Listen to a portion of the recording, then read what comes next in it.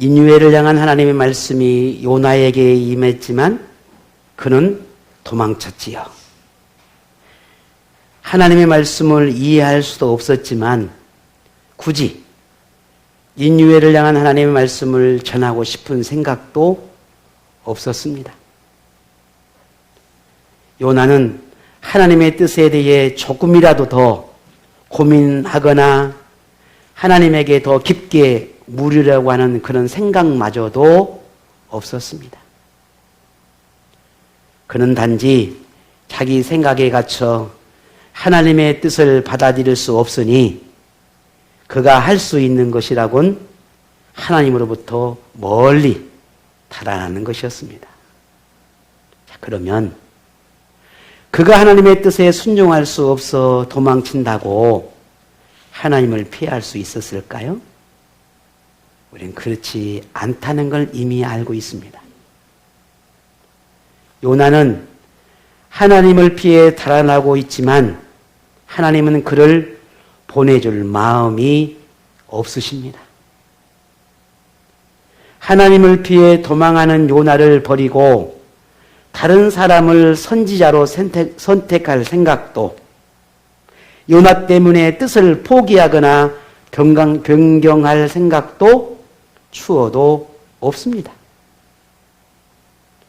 요나는 하나님을 거부하고 니느웨도 버리려 했지만 하나님은 요나도 니느웨도 포기할 수가 없습니다.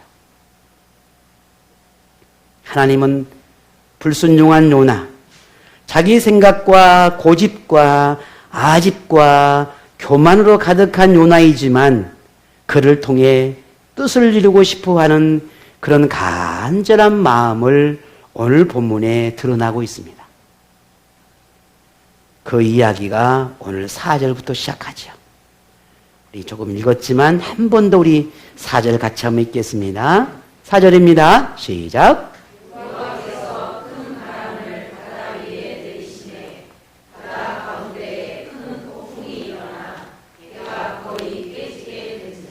아멘. 자, 이 말씀 속에서 그 하나님의 마음이 드러나고 있는데 바다에 이는 폭풍이 단지 자연현상에 불과할까? 아니면 마침 그때 어떤 이유로 우연하게 바람이 일어나는 걸까? 하는 겁니다. 물론 우리는 합니다. 아니다라는 거죠. 왜냐하면 우리 조금 전에 읽었던 것처럼 4절에 하나님께서 라고 시작했습니다. 하나님께서 이 큰 바람을 일으켰다는 거죠. 하나님이 하신 것입니다. 조금 전 읽었던 본문에 내리셨다라고 하는 바다 위에 내리셨다, 이 내리셨다라고 하는 말을 보게 되면 이 표현은 창과 같은 무기나 이와 같은 것들을 던졌다라고 하는 그런 말에서 유래된 말입니다. 다시 말해서 하나님께서 하늘에서 바람을 바다에 던져버린 겁니다. 그러니 그 바다가 어떻게 되겠습니까? 강력한 바람이. 이 배가 얼마나 큰지는 알 수는 없지만 그 배를 깨 부술 정도의 강력한 바람이었다라고 말합니다. 심지어 평생을 바다에서 잔뼈가 굵은 선원들마저도 이 강한 바람을 보며 두려워할 정도였습니다. 그러니 얼마나 큰 바람이, 얼마나 큰 폭풍이 불었는지 우리는 짐작하기 어려울 정도의 큰 폭풍이었다라고 우리는 생각합니다. 자, 그러면 하나님은 왜 요나가 도망하는 이 시점에서 바다에 폭풍을 일으켰을까 하는 겁니다. 왜? 여러분은 왜 그랬다고 생각합니까? 요나를 지금 저주하고 있는 걸까요? 요나가 미워서일까요? 아니면 요나를 죽이려고 하는 걸까요? 아니면 요나에게 고통을 주려고 하는 걸까요? 이도 아니면 요나 때문에 하나님이 화가 났다는 것을 이 폭풍을 통해서 보여주려고 하는 걸까요? 성경은 하나님의 뜻을 거스르는 사람을 향해서 징계나 혹은 갖가지 모양으로 징벌하는 그런 여러 방법들을 사용하신다는 것을 성경이 말을 하고 있습니다. 사람이 겪는 어려움이 죄의 결과라고 하는 것을 종종 말하기도 합니다. 하지만 모든 것이 다 그렇지는 않습니다. 설령 그럴지라도 오늘 본문에 나타나는 이 폭풍의 경우는 요나가 하나님께 불순종한 결과였다라고 하는 것은 분명한 이유입니다. 하지만 이 폭풍이 요나를 향한 것은 분명할지라도 그를 죽이거나 혹은 그를 고통스럽게 하려고 하는 것이거나 혹은 그를 그가 미워서 불순종했기 때문에 미워서 하나님이 그를 분노했기 때문은 아니라는 겁니다. 그런 의미에서의 폭풍은 아니라는 거죠.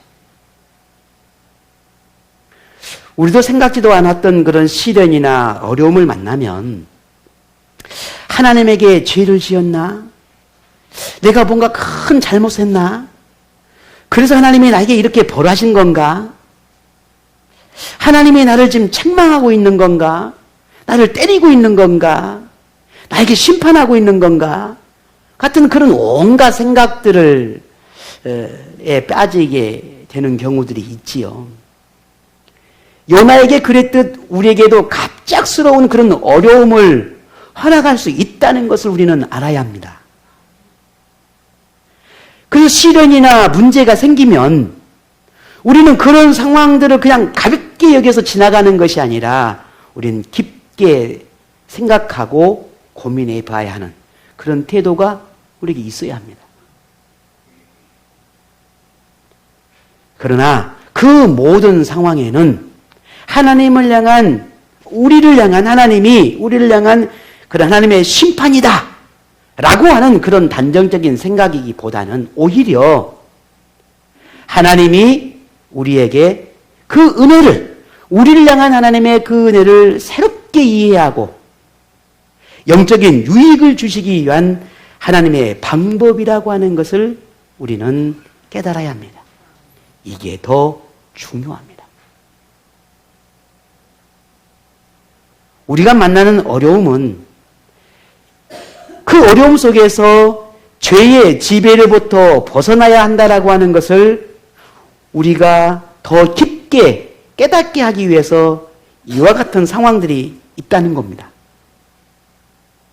어려움이 없이는 결코 볼 수 없는 것을 볼 수 있게 하기 위해서입니다. 다른 방법으로는 얻지 못하는 믿음이나 혹은 하나님의 사랑이나 혹은 인내나 겸손이나 용기와 같은 평소에 얻을 수 없는 그냥 평범함 속에서 얻을 수 없는 이 놀라운 것들을 쉽게 얻을 수 없는 것들을 이와 같은 상황과 환경들을 통해서 우리에게 얻게 하고 깨닫게 하고 알려주기 위한 것이 거기 안에 숨겨 있다는 겁니다. 어려움 때문에 때로는 얼떨결에 그냥 시간이 지나고 그렇게 그냥 어떻게 하나님 앞에 구하기도 하고 포기하기도 하고 2차 저차 갖가지 상황과 환경 속에서 견디고 봤는데 그런데 그렇게 얼떨결에 하나님을 붙들었다 놓았다 하는 우리의 삶이 반복되어 오는 것 같아도 결국에는 그런 상황을 견뎌냈더니 하나님을 더 깊게 알게 되고 우리의 믿음의 성장과 성숙을 얻게 되는 그런 결과를 낳게 되기도 합니다. 그러나 이런 놀라운 진리를 깨닫지 못하거나 어려움이나 시련에 빠져서 벗어나지 못하면 그저 늘 거기 안에 안주하고 머물러 있어 버리면 그 상황과 환경 속에서 하나님을 찾고 구하려고 하는 그런 우리의 노력이 없다면 그저 지나가려니 그냥 괜찮으려니 그냥 견딜 수 있으니까 견딜만 하니까 그냥 그렇게 시간을 흘러 보낸다고 한다면 지금 내가 만나는 이런 마음의 고민이 됐든 혹은 내 마음의 폭풍이 됐든 시련이 됐든 아픔이 됐든 그것이 무엇이든지 간에 그것은 아무런 의미가 없는 것이 되는 것입니다. 뿐만 아니라 오히려 더 그와 같은 것들이 죄의 습성들이 나를 더욱더 절망 가운데 나를 몰아갈 수밖에 없다는 거예요. 하지만 그런 오늘 우리의 모습을 하나님이 원하실까? 그렇지 않습니다. 절대로 하나님은 우리에게 그런 모습을 원하지 않는다는 겁니다. 자, 그러면 요나는 이런 하나님이 일으켰던 이 폭풍 속에서 요나가 알게 되고 깨닫게 되고 보게 되고 느끼게 되었던 건 뭘까요? 보았을까요? 알았을까요? 깨닫는 게 있었을까요? 자, 본문 5절을 함께 보겠습니다. 같이 읽습니다. 시작.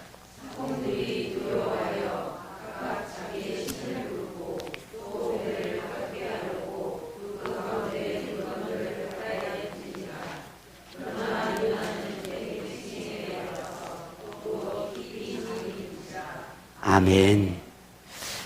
자, 오늘 우리는 이 조금 전에 읽었던 본문의 말씀의 상황을 우리 충분히 상상할 수가 있을 듯 싶어요. 배는 지금 상황이 아주 급박합니다. 큰 바람과 폭풍 때문에 배가 깨지려고 할 정도의 상황이었으니까요. 그런데 그런 상황 속에서 사공이나 선장들은 뭔가 이 문제를 해결해 보려고 분주합니다. 자신들이 믿는 신한테도 구하기도 하고, 그래도 안 되니 배에 있는 물건들을 좀 더 내던져서 좀 가볍게 해보려고, 뭔가 지금 이 상황을 극복해 보려고 가진 노력들을 하고 있습니다. 그런데 그런 상황에서 요나는 지금 무엇을 하고 있죠? 네, 잠을 자고 있다, 그렇게 말하고 있습니다. 이런 상황에서도 요나가 잠을 자고 있다. 지금 이 상황이 생사를 가늠할 정도로 위급한 이 상황에서 요나가 잠을 자고 있다. 여러분 어떻게 이 상황을 이해되십니까? 지금 나도 죽을 수도 있고 배 안에 있는 모든 사람이 죽을 수도 있고 모두가 다 생사를 오고 가는데 잠을 잔다. 여러분 이해가 되십니까? 오늘 굳이 성경에서 요나가 잠을 자고 있다라고 하는 이런 표현, 이렇게까지 기록한 데는 분명한 이유가 있습니다. 그래서 오늘 이 요나가 잠을 자고 있다. 이것은 그가 너무 피곤하거나 아니면 뭔가 그럴 수밖에 없기 때문에 잠을 자고 있으려니 라고 그렇게 이해할 수도 있겠지만 그렇지 않다는 거죠. 오늘 이 요나가 잠을 자고 있다라고 하는 이 말씀 속에는 요나의 잠은 지금의 이 현실을 도피하고 싶은 마음이 거기 안에 있는 겁니다. 현실에 대한 무관심, 부정하고 싶은 마음, 자기에게 일어난 이 상황들을 부정하고 싶은 마음, 하나님께 불순종한 죄책감, 하나님으로부터 도피함에 대한 그런 불안함에 대해서 회피하고 싶은 그런 마음이 이 잠 속에 담겨 있는 겁니다. 자, 우리 쉽게 한번 생각해 볼까요? 여러분 마음에 많은 고민과 생각과 어떤 그야말로 폭풍 같은 상황이 여러분 안에 일어납니다. 그러면 그 상황을 여러분 피하고 싶고 그 상황을 외면하고 싶고 그 상황을 내가 정말 무시하고 싶으면 우리 갖가지의 모습들이 드러나는데 그 중에 하나가 뭡니까? 입을 뒤집어, 나 몰라! 그리고 입을 뒤집어 쓰잖아요. 몰라, 될 대로 되는 거지 뭐. 우리는 잠이라는 표현 속에서 어쩌면 그 상황을 회피하고 싶은 오늘 우리의 마음도 담겨 있는지도 모릅니다. 하나님, 나 몰라요. 나 하기 싫어요. 나 가기 싫어요. 나 이런 거 하고 싶지 않아요. 나한테 왜 이러는 거예요? 몰라요. 오늘 요나의 모습이 바로 그것입니다. 도망치고 싶은 겁니다. 무관심하고 싶은 겁니다. 하고 싶지 않은 겁니다. 외면하고 싶은 겁니다. 핑계를 대고 싶은 겁니다. 이게 요나의 마음이죠.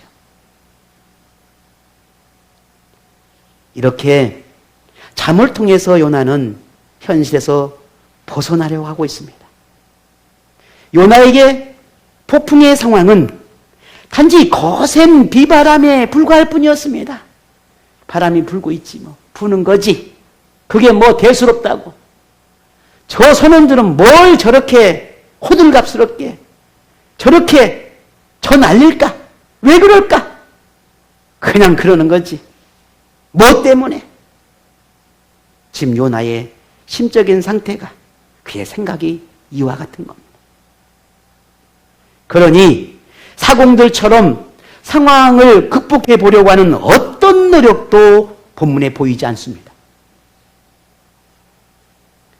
요나에게는 니느웨 사람이나 지금 이 사공들이나 하나같이 다 하나님을 인정하지도 않고 경외하지도 않은 그저 이방인에 불과한 겁니다. 그런 그들이 설령 이 폭풍을 이겨내지 못한다 하더라도 그것은 저들의 문제, 저들의 문제에 불과하는 것처럼 그저 무관하게 자신과는 아무 상관이 없는 것처럼 그런 무관한 태도를 보이고 있는 겁니다. 그런 요나가 이 폭풍이 일고 있는 그 이유가 뭔지, 왜 지금 이 상황이 내게 펼쳐지고 있는지 그것 때문에 고민할 이유가 뭐가 있겠습니까? 나와 상관이 없는데 고민하지 않습니다. 그러니 눈앞에 펼쳐진 폭풍에도 불구하고 그가 무엇을 발견하고 무엇을 느끼며 깨달을 수 있었겠냐는 거예요. 아무것도. 그저 늘 여전히 마음에 하나님이 이해가 되지 않고 여전히 마음에 왜 하나님이 내게 저런 말씀을 하는지 여전히 받아들일 생각조차도 없습니다. 분명 하나님은 이 폭풍을 통해서 요나에게 메시지를 말하고 있지만 그는 알고 싶지도, 이걸 통해서 뭔가를 보고 싶지도 그런 생각이, 마음이 전혀 없습니다. 자, 그런데 오히려 사공들의 눈에는 이 폭풍이 달리 보였다라고 하는 게 참 놀라운 일이에요. 평생 바다와 함께 자라온 사공들에게 이 폭풍은 두려움을 느낄 정도였지만, 그러나 두려움을 느낄 정도 그 이상의 자기들의 신, 자기가 믿는 그 신을 부를 정도로 다급하고 위협적이었다는 것이지요. 바다에서 잔뼈가 굵은 사공들도 신의 도움이 아니면 지금의 이 상황에서 벗어날 수 없을 정도라고 하는 것을 느끼고 있었다는 겁니다. 요나가 그렇게 격렬한 이방인들도 자기 신을 찾고 있습니다. 지금 이 상황이 하나님이 아닌 자기가 원하는 신이 아니면 그 신의 도움이 너무 절실하다고 지금 생각하고 있는 겁니다. 그래서 갖가지 자기들도 노력을 하면서 이 상황을 대처하고 있습니다. 그런데 요나는 하나님께 기도하지도 않습니다. 하나님을 찾지도 않습니다.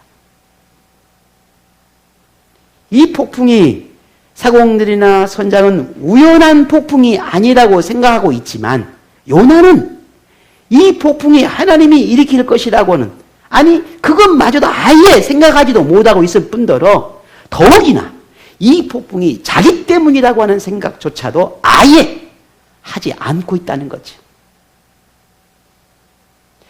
지금의 나의 삶이, 지금의 내게 일어나는 이 모습이 내 안에 있는 이 여동치는 것이 나 때문이라고 하는 걸 아예 생각하지 않고 있다는 거예요. 이게 오늘 우리 그리스도인들의 모습이기도 해요. 자신의 편견이나 자신의 오만함이나 자신의 편협한 생각 때문에 현실을 전혀 보지 못하는 그러한 모습이 오늘 이 요나의 모습 속에서 보여지는 겁니다. 그런데 반면 선장은 달랐다는 겁니다. 볼까요? 어떻게 달랐는지 본문에 이렇게 기록합니다. 6절을 보겠습니다. 같이 읽습니다. 시작.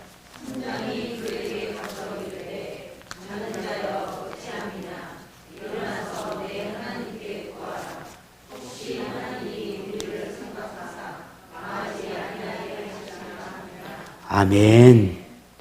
자, 본문을 읽어보니까 참 어떻게 이런 일이 있을까, 어찌된 일일까 하는 참 그런 궁금함도 생기게 됩니다.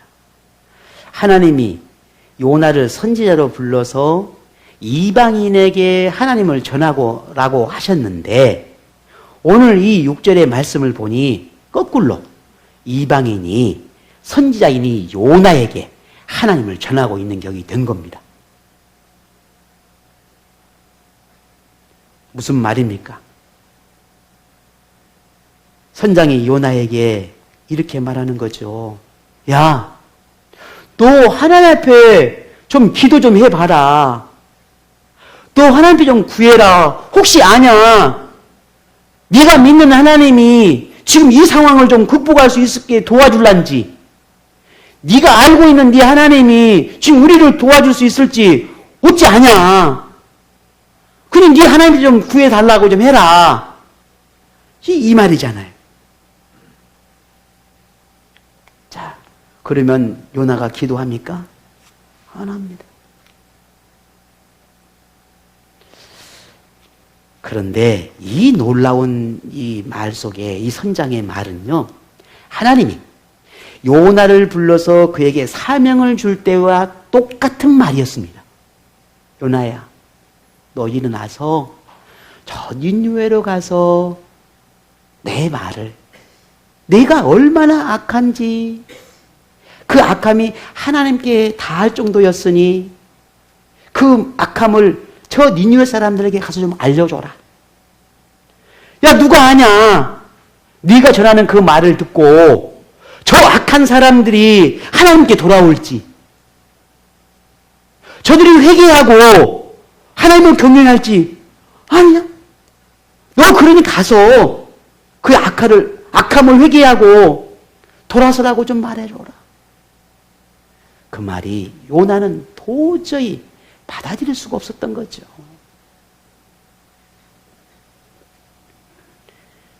요나는 그런 하나님의 뜻을 알고 있었을 겁니다.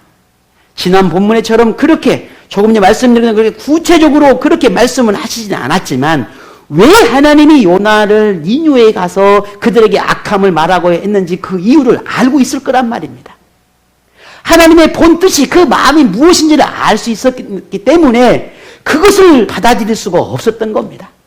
멸망할 수밖에 없는 저들에게 멸망을 해야지. 왜 하나님이 나를 시켜서 저들에게 혹시 아냐? 너희들이 하나님 앞에 기도하고 너희가 돌이키면 하나님이 용서해 줄지. 왜 이 말을 해야 되겠냐는 거예요. 그러니 이 속뜻을 알고 있었기 때문에 요나는 받아들일 수가 없었던 겁니다. 그러니 더 싫었던 거지요.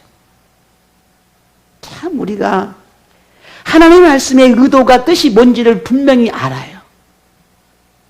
그 구체적으로 내게 들려지지는 않지만 그 하나님께서 내게 이런 마음이구나라고 하는 걸 알기 때문에 우리는 그것이 싫을 때가 있어요. 그래서 길을 막아버리고 그래서 다른 사람의 핑계를 대는 거예요. 목사님이 왜 저래? 집사님이 왜 저래? 왜 남편이 왜 이래? 왜 자녀들이 왜 이래? 왜 직장이 왜 이래? 삶이 왜 이래? 환경이 왜 이래? 온갖 핑계를 대고 하나님의 말씀에 귀를 닫아버리려고 그래요. 얼마나 어리석은지 몰라요. 요나가 그랬단 말이에요. 그래서 도망치는 요나를 하나님은 폭풍으로라도 선장의 말을 통해서라도 하나님의 뜻을 전하고 있는 겁니다. 하나님은 죄인을 벌할 수도 있고 구원할 수도 있는 분이고 하나님은 누구든지 하나님께 돌아오는 사람이라면 용서와 자비를 베풀 수 있는 분이라는 것을 말하고 싶고 알고 싶게 하는 것입니다.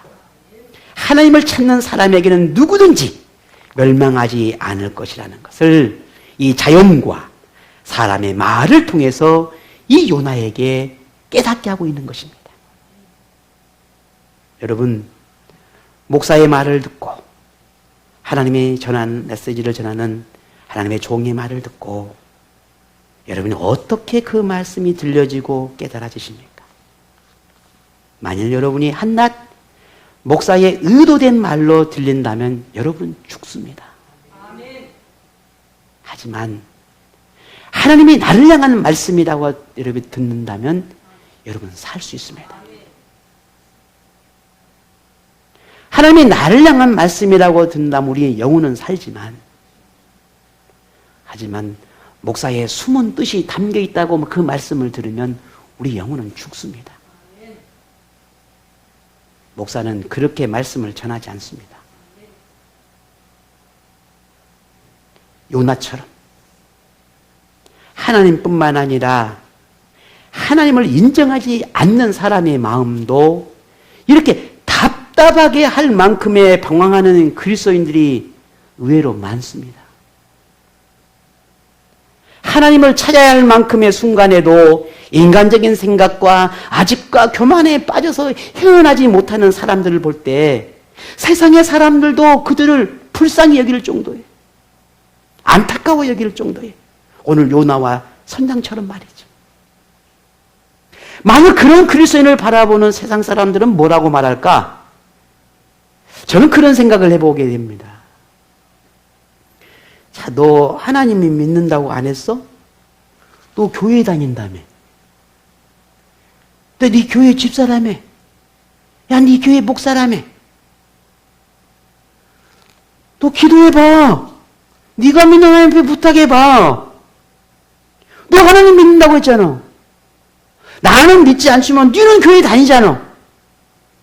야, 네 하나님이 능력이 많다며. 네 하나님께 해결해달라고 해봐. 뭐 그렇게 믿는다면 걱정이 많냐?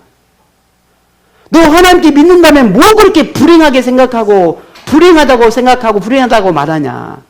왜 그토록 슬퍼하고 우울해하냐? 왜 그래? 너 하나님 믿는다며. 너 하나님 앞에 맨날 주일만 앞에 가지 않냐? 어쩌면 세상의 사람들이 우리를 향해 이렇게 말하고 있는 건 아닐까? 그런 생각을 해봅니다. 오히려 하나님을 인정하지 않는 사람들이 우리를 향해 가르친다고 있다면 이게 얼마나 부끄러운 일이겠냐는 거예요. 만일 요나와 같은 모습이 우리에게 있다면 하나님은 우리를 향해서 뭐라 하실까? 저는 이 말씀을 준비하면서 이런 고민에 좀 빠져봤습니다. 하나님이 나에게 뭐라고 말씀하실까? 폭풍을 쳐도 그렇게 보여줘도 아무리 말씀을 해도 말을 해도 늘 구부러지게 듣고 늘 걸러서 듣는 나의 모습이라면 하나님이 나에게 뭐라고 말씀할까? 곰곰이 생각해 봤습니다. 그리고 생각해 보니 마치 하나님께서 이렇게 말씀하는 것 같습니다. 참 못났다. 못났어. 오늘 그래서 설교 제목을 그렇게 정해 봤습니다. 참 못났다. 못났어. 그런데 이 못났다. 참 못났어 라고 하는 이 말은 그냥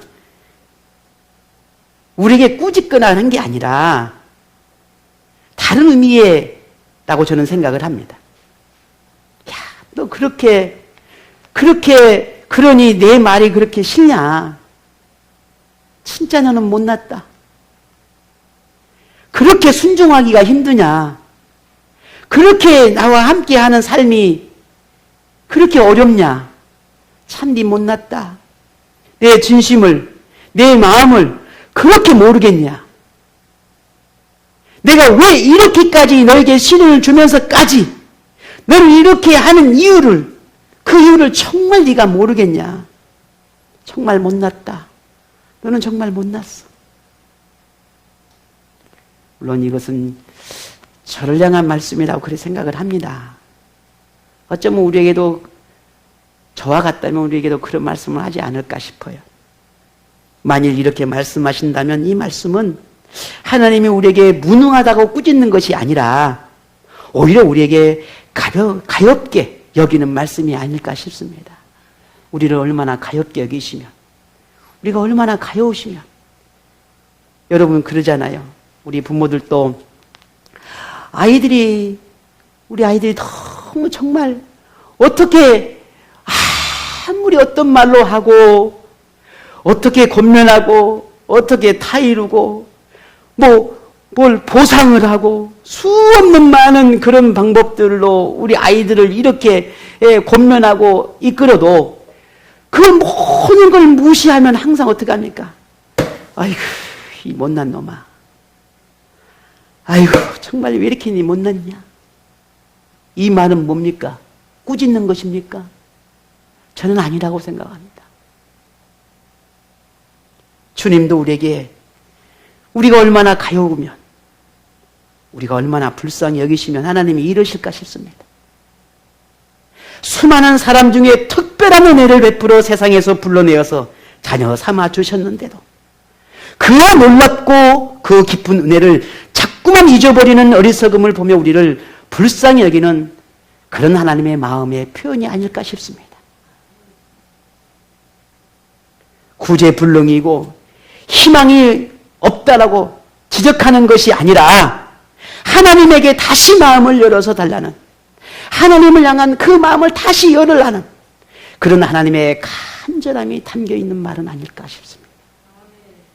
하나님이 더는 사랑하지 않겠다라고 하는 것이 아니라 너를 더 사랑할 수밖에 없고 너를 더 깊이 사랑할 수밖에 없는 그런 애절함이 담긴 말이라 그리 생각합니다. 하나님이 실수와 허물과 그런 우리의 부족함들을 문제 삼아서 나를 내치려고 하는 것이 아니라 오히려 하나님이 우리를 끌어당기려 하는 것이 아닌가 싶습니다. 복식아, 너는 왜 이렇게 못났냐? 왜 이렇게 못났어? 이것은 하나님이 우리를 끌어당기고 있는 겁니다. 잡아당기고 있는 겁니다. 시련이나 어려운 상황을 겪게 해서라도 마음에 변화가 일어나서 하나님과 더 깊은 교제를 하기를 바라는 그런 하나님의 애절함이, 하나님의 그 애통함이 거기에 담겨 있는 겁니다. 요나가 만난 폭풍, 우리가 만나는 갖가지 어려운 상황을 단지 고통을 주는 그런 무의미한 것일 뿐이라고 생각하지 마시고, 만약에 우리가 이렇게 생각한다면 정말 하나님을 제대로 모르는 것입니다.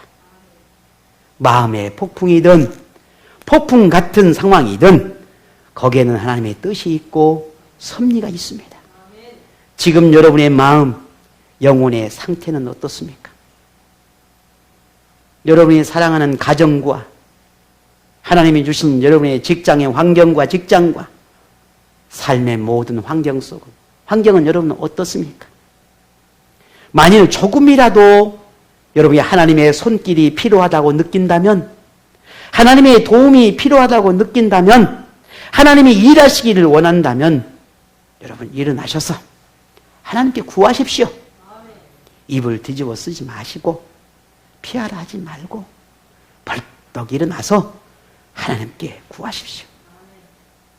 지금 여러분에게 일어난 모든 것은 누구 때문도 아니고 무엇 때문도 아니고 어떤 것 때문도 아닙니다.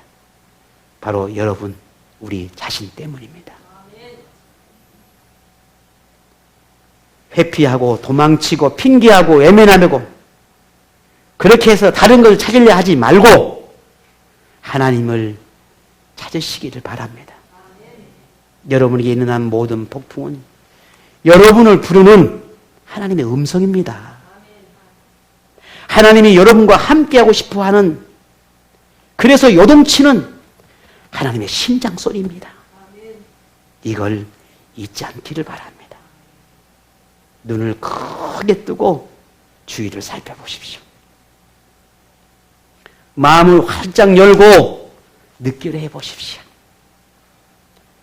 우리 앞에 펼쳐진 시련, 아픔, 좌절, 그것이 무엇이든, 그것이 어떻게 생각되어지든지 간에 그 모든 상황은 하나님이 여러분을 부르는 신호라고 하는 것을 절대 잊지 않기를 바랍니다. 무너지고 조저앉아 있기보다 일어나셔야 합니다. 하나님을 찾으셔야 합니다. 그런 여러분에게 그렇게 그 순간에 여러분은 그동안에 알지 못했던 것, 그동안에 잊고 있었던 것들, 그동안에 외면하고 있었던 것들, 혹은 보고 싶지 않았던 것들, 아니면 그 어느 때도, 그 어느 상황에서도, 그 어느 도 알지 못하고 느끼지 못했던 그 이전보다 더 귀하고, 더 소중하고, 더 아름답고, 더 놀라웠던 그 모든 것들을 여러분이 그 순간에 맛보고 알게 되는 그런 복이 여러분에게 임할 것입니다. 오늘 여러분 상황을 불평하지 말고, 여러분 주어진 그 상황을 외면하지 말고, 하나님, 나에게 무슨 말씀을 하고 싶습니까? 내 마음이 이토록 요동치는 이유는 무엇입니까? 내 삶이 이토록 해결되지 않는 문제로 여전히 이렇게 내 삶을 먹먹하게 나의 삶을 만들어가는 그 이유가 무엇입니까? 하나님, 나 때문인 줄 압니다. 나 때문인 줄 아오니 나에게 깨닫게 해 주옵소서. 보게 해 주옵소서. 알게 해 주옵소서. 내가 듣겠습니다. 내가 보기 원합니다. 이런 믿음의 고백이 오늘 저와 여러분 가운데 일어나기를 원합니다. 그래서 이번 한 주간도 하나님을 가까이에서 보고 하나님을 찾고 만나서 여러분의 삶 가운데 어제 알지 못했던 은혜를 오늘 알게 되고, 그제 알지 못했던 깨달음을 오늘 깨닫게 되는, 그래서 하나님을 더 사랑하게 되고 하나님의 사랑을 더 크게 느끼는 그런 매일매일의 삶이 여러분 가운데 있기를 주의 이름으로 축복합니다.